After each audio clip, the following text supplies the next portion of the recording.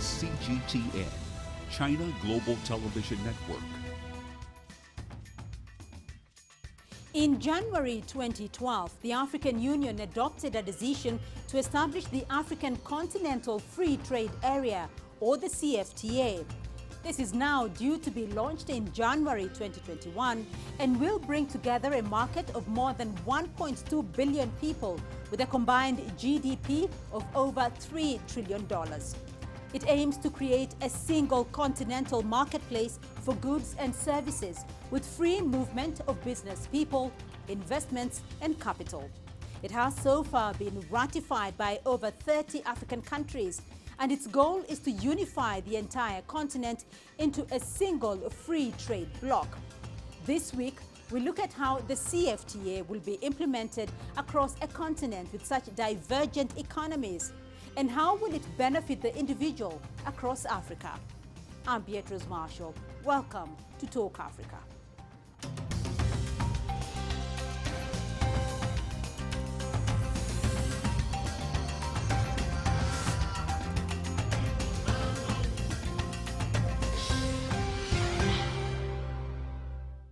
Now, even though the COVID-19 pandemic delayed the implementation of the African Continental Free Trade Area, it's now set to kick off in January 2021.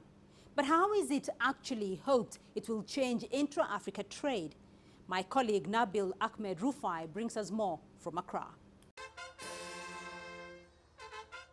It's a landmark achievement, the African Continental Free Trade Area, or AFCFTA, a trade deal covering a market of more than 1.2 billion people and up to $3 trillion in combined GDP.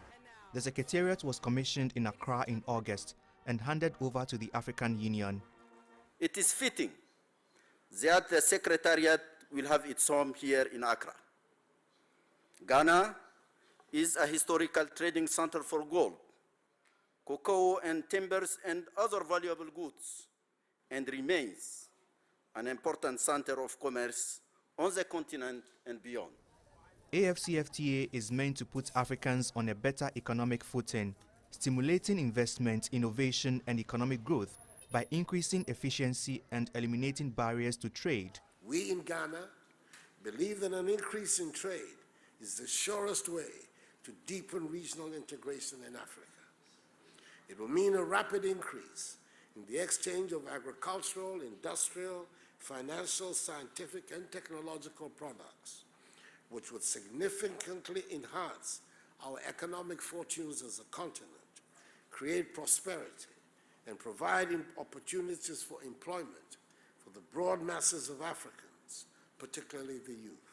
The AFCFTA Secretariat's first Secretary General, Wamkele Mene, has a 4-year mandate to ensure the smooth operation of the trade deal. Substantial domestic policy reforms and alignment of national legislation with the AFCFTA shall be required in order to reduce barriers to intra-Africa trade. Transshipment of goods from third countries that are outside of the AFCFTA zone will be a significant risk. The AFCFTA Secretariat will work closely with customs authorities across Africa to ensure that through robust implementation of the AFCFTA rules of origin, the prevention of transshipment is an absolute priority.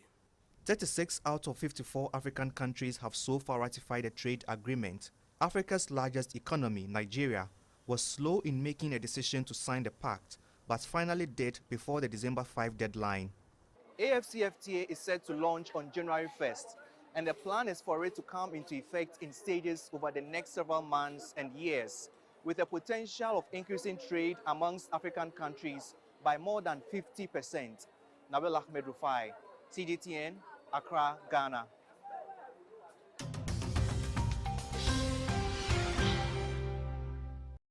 And joining me now to unpack the CFTA and what it means for Africa are from Accra, Ghana, Dr. Francis Mangeni, the head of programs at the African Continental Free Trade Area Secretariat. From Toronto, Nadia Hasham, she's a trade policy expert with the African Trade Policy Center at the UN Economic Commission for Africa. And also in Accra, Louis Yao Aful, Group Executive Director, Africa Continental Free Trade Area Policy Network, Ghana, and the Women of Africa Network. Welcome all to Talk Africa, and thank you for joining us on the program. Louis, the start of trading under the Africa CFTA will begin in January of 2021, delayed as a result of the COVID-19 pandemic. Under the circumstances and the state of African economies as a result, what is the ability of countries to get the trade agreement up and running? It's possible that come January 2021, the party states can commence. I believe that a lot of factors have been put in place to see to it that nothing becomes a stumbling block. And even if there should be any second wave of COVID, I mean, a lot of factors could play to enable that it takes off smoothly. One, I believe that now at least by this time, 80% or 90% of the rules of origin should be ready, and they will go with the 90% that is ready. If at the time of January, the 100% is not ready, but they can go with 90%. That is very important, the rules of origin. Secondly, another factor that I think that the custom management among party states by this time, there have been that enough layout or enough platform of cooperation. Because it is very important if the custom management is not put in place among to check trade facilitation, it's going to be difficult. But from my check-out point, I think most countries have put in place all the mechanism, both in terms of technology infrastructure and in terms of physical infrastructure to see to it that they commence. Another important thing that is ready, if you take Ghana, for example, it is important for local coordination offices to be set up to be like a liaison between the Secretariat and then various local countries. When you talk about the CFTA will go with what is ready, talk us through that implementation process. Like come January, when you say this is ready, what exactly is ready and what will take effect on the first day? The agreement was in force right from, I think, May, when I think the 22nd member state was accepted. And so it was the trading that we're all looking at to January. If I say it is ready, if I will use us as a case study, Ghana has positioned itself in terms of institutional setups. The Ministry of Trade, through the Ghana Export Promotion Authority, has positioned itself ready. The customs have already positioned itself ready in terms of using the ICUMs, in terms of meeting all the stakeholders that are in place, in terms of meeting all the local trade associations. And all these people have been positioned such that come January, when trading commences, in other words, when goods are supposed to move freely to member states with zero tariff or 90% liberalization, there shouldn't be any technical barriers to trade. Free movement, yes, to a certain, it's progressive, but free movement also should be, by this time, using the Abuja Treaty, it has been negotiated, and free movement is also ready at this point. I should have ability to move to Nigeria, if I'm supposed to move my capital, I'm supposed to be able to go to Nigeria without any kind of technical barriers or at the borders as well. And so if you look at these few practically, I think that come January 1st, this can take off. Nadia, let's talk trade and the commencement of trade for the continent come January 1st now, because African trade is expected, to contract significantly as a result of the year that many African economies have had in 2020. What is Unecker's forecast when it comes to trading within the CFTA? We do expect to see some contraction as a result of the year that we've had with border closures and other measures that limit economic activity. However, we see the AFCFTA and its implementation as a way of recovering from this crisis and coming back even stronger. So our modeling has forecasted that depending on the level of implementation of the AFCFTA, the overall continent's GDP could be expected to increase anywhere between 28 to 44 billion US dollars after full implementation by 2040, as compared to a baseline without the tariff liberalization. Net total exports are expected to increase by 40 to 56 billion, and that's largely intra-African trade. Exports to the rest of the world may decrease in small margin, but we're really expecting to see large increases in intra-African trade. And this is expected to be a substantial expansion, in the manufacturing sector especially. Dr. Mangeni, Eunecker is expecting that African trade will go up by 52% probably in the first year. Going by the success of the other regional economic communities, Dr. Mangeni, how is Africa going to ramp these up to 52%? The African Continental Free Trade Area is expected, when fully implemented, by the year 2035 to lift 100 million people out of poverty. It should be inclusive, meaning that young Africans, women, and small to medium enterprises must benefit from the African Continental Free Trade Area, in addition to the big enterprises. Now, how do we get there? That is the question. And as you rightly indicated in your question, we are not starting from zero. We are not starting from scratch, or it's not tabula rasa. There's a lot of trade that has already been happening under the regional economic communities.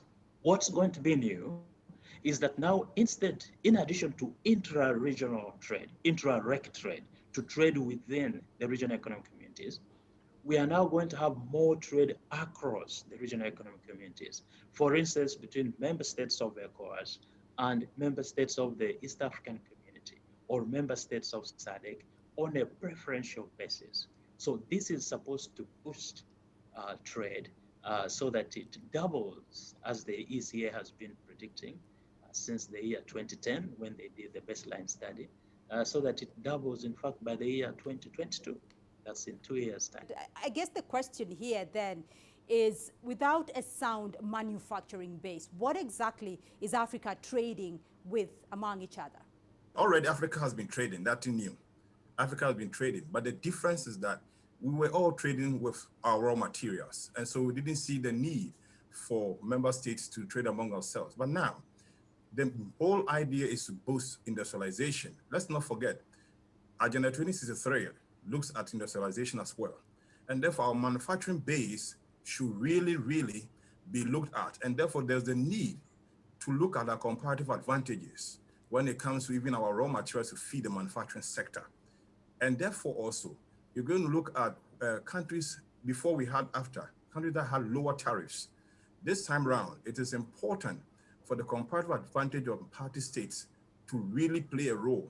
Because if you have a comparative advantage over one area, you then look at it and really build it up. I give you an example. If you look at Ghana and Cote d'Ivoire, we are the largest cocoa exporting countries.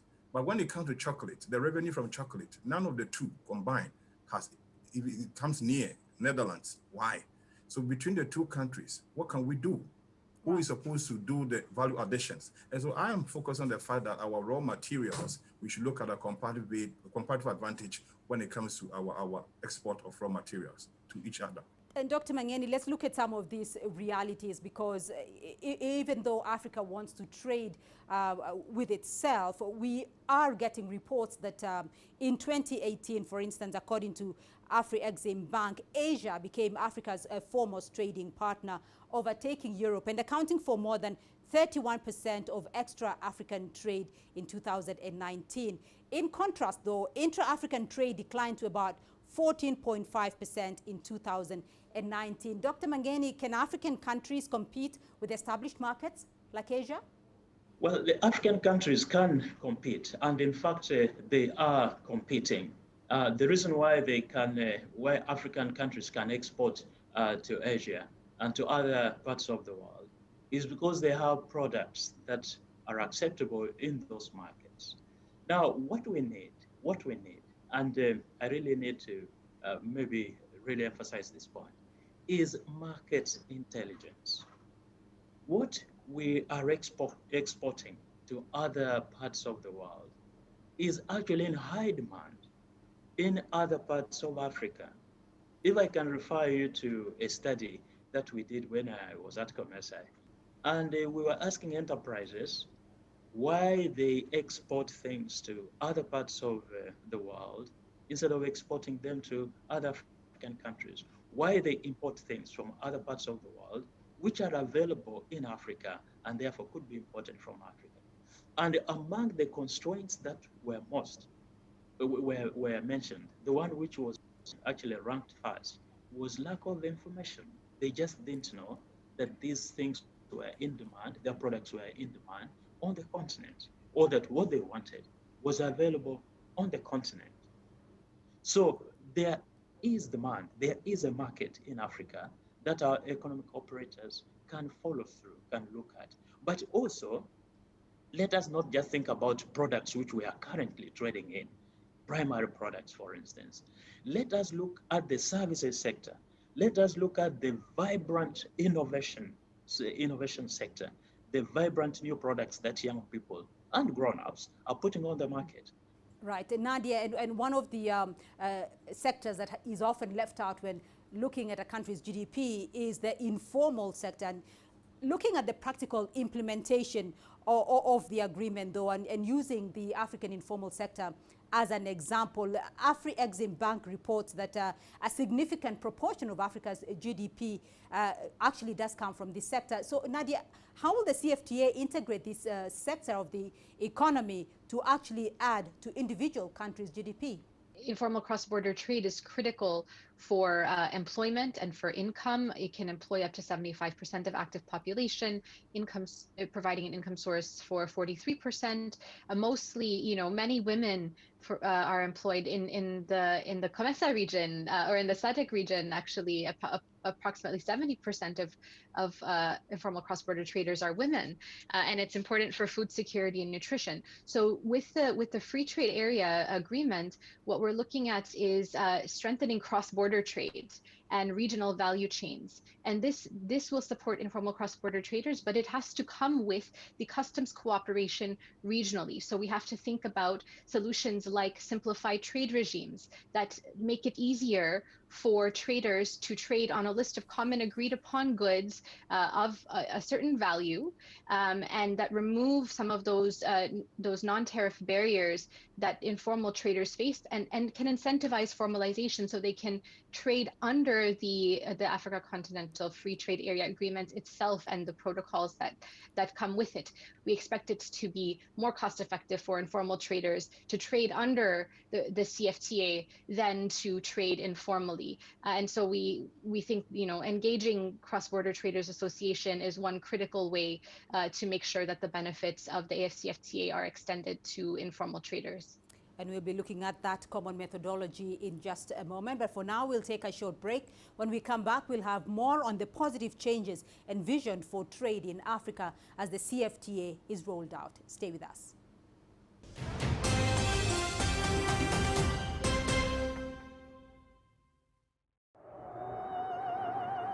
Life moves pretty fast. Ideas move at the speed of sound. Technology moves at the speed of light. If you don't filter out the noise, you might miss the details. We pay attention to the details because they matter, showing you a different perspective. See the difference.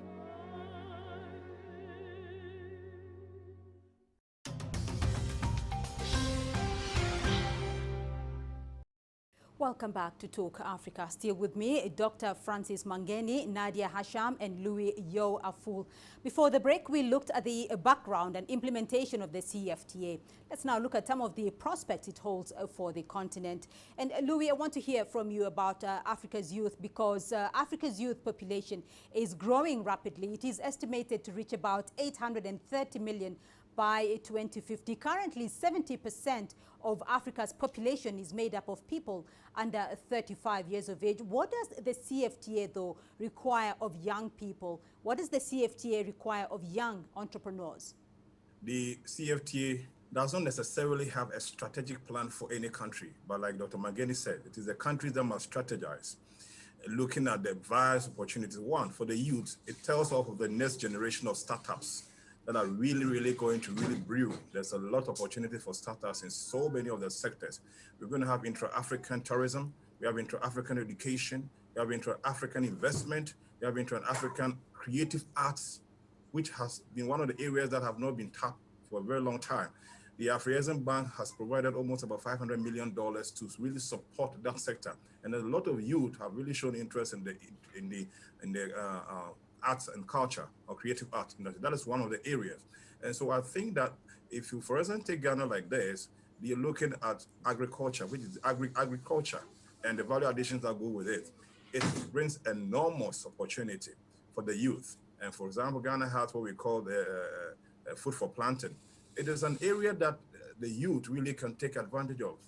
The ADB projected almost about 30 trillion or so more in the agribusiness in the next 20 years to come. And so this is the right time. So if you take agri, if you take creative art industry, it is so ripe. If you take tech startups, these three are one of the major opportunities that the CFTA, because this time is going to be intra-African. There won't be any need for them to look outside. Nadia, and of course, many are going to be asking what exactly it is that people are going to be able to take advantage of come January 1st. Where do you see as the immediate wins for the continent? The major advantage of the agreement is the removal of tariffs on a wide range, really, of goods, and eventually the free movement of people. So I think initially, businesses will have access to wider markets.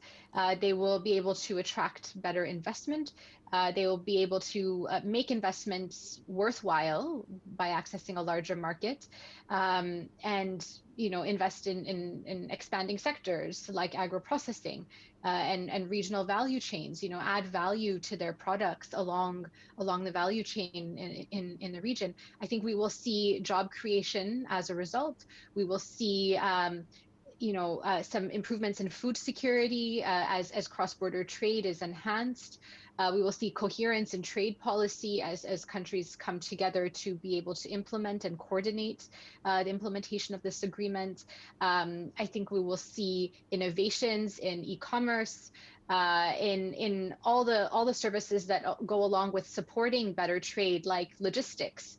So I think all of those are really, we'll see reductions in poverty we're expecting, and we're expecting women's economic empowerment as well. Again, all of this comes with appropriate implementation. So we really do need to focus on national and regional level implementation of this agreement. Right, Dr. Mangeni, in terms of the benefits outweighing the short-term losses, let's look at the long-term now and look at some of the models of trading here, because when you have big open markets, there is, often a third-party currency here, be it the euro, be it the dollar, be it the Chinese renminbi. How is Africa going to solve this, where there are 55 countries trading? Payment systems become key, become another aspect to look at in order to facilitate cross-border trade. So that's why we have got this arrangement, this initiative, which is being pioneered by the African Export-Import Bank for creating the Pan-African Payment and Settlement System, which again builds on existing regional level payment and settlement systems. Like COMESA has the regional payment and settlement system, SADC has one as well. So this is going to facilitate payment in local currencies. The payer can make a payment in their currency, and the payee will receive the payment in their currency as well. This helps to navigate this problem of multiple currencies that we have at this point in time. And actually, efficiency in payment systems has been indicated as a priority by economic operators. So that's an immediate solution which is going to be in place to assist us get around these different currencies. But in the long term, right, you of course know that we are going to have an African Economic and Monetary Union. We're supposed to have this by the year 2028, according to the treaty establishing the African Economic Community, or famously called the Abuja Treaty, which sets out a 34-year blueprint for creating the African Economic Community, beginning with free trade areas at the regional level, going on to the African Common Market, and then, of course, the Economic Union and the Monetary Union. Now, what we have in the Continental Free Trade Area is a solid step on that program, or right. According to the blueprint, which already now means that we have free movement of goods, we are moving to free movement of services, and we are going to negotiate protocols on investment, competition policy, intellectual property, e-commerce, as well as women in trade. So it's a it's a robust program, right. a comprehensive program, which will also cover the financial aspects, especially when we establish the African financial institutions as well. So the journey has just begun, and when fully operational, CFTA will bring together 55 African countries with a combined population of more than 1.2 billion people and a combined GDP of more than $2.5 trillion, making it one of the world's largest free trade area. I want to get it from all of you individually, and I'll start off with you, Dr. Mangeni. In your view, what will define the immediate CFTA success? So what we really need to do in order to ensure that we are successful, the critical success factors include the following: ownership by the political leaders at the highest level. And this actually is there, and it's what has driven the fast pace that we have witnessed, the high momentum we have witnessed along the African Continental Free Trade Area. And then we need to make sure the Secretariat is well resourced, both in financially and also in terms of human resources. It's extremely important to have also ownership by the stakeholders, information awareness by the economic operators. I think these three will be key critical success factors to begin with. Nadia, your thoughts? For me, I think the success will be determined by the level of inclusion of the CFTA. So this means can women easily participate? Can small and medium businesses easily participate? Can youth easily participate? And are various stakeholder groups being consulted? Are we considering cross-border traders? And are businesses incentivized to trade under the free trade area? So I think these factors, I'm optimistic. I think that the national ownership, as Dr. Mangeni has said, is strong and has looked at the inclusion aspect well. And if the widespread of the participation is ensured in the CFTA, I think we will see the benefits that we're expecting. Louis, your final thoughts. Okay, before I do that, let me quickly go back to the losses of countries. The losses, Afrexim Bank has made provision of credits for 2 years for the countries within the group of 6 who are going to struggle with revenue. My final take is that there's a need for more institutional liberalization, especially when it comes to the customs. Whatever you see Ghana doing when you go to Nigeria, you should be able to see the same there. This should be what should lead the way. If we don't have liberalization of our institutions, then of course, even though we have negotiated, at the end of the day, you're going to see countries not really committed to what they have really negotiated. So I would like to see at the borders, whatever is happening in Nigeria should happen at Benin, and it should be common across the board. And that's all we have time for this week, but thank you to my guests for their insights. Dr. Francis Mangeni, Head of Programs at the Africa Continental Free Trade Area Secretariat; Nadia Hasham, Trade Policy Expert with the African Trade Policy Center at the UN Economic Commission for Africa; and Louis Yao Aful, Group Executive Director, Africa Continental Free Trade Area Policy Network, Ghana, and the Women of Africa Network. Remember, we'd love to hear your feedback through our social media handles on Facebook and Twitter. You can also catch the show on our YouTube playlist. Do keep the conversation going and tune in again next week for more Talk Africa. From me, Beatrice Marshall, and the team in Nairobi, have a happy new year and stay safe. Goodbye for now.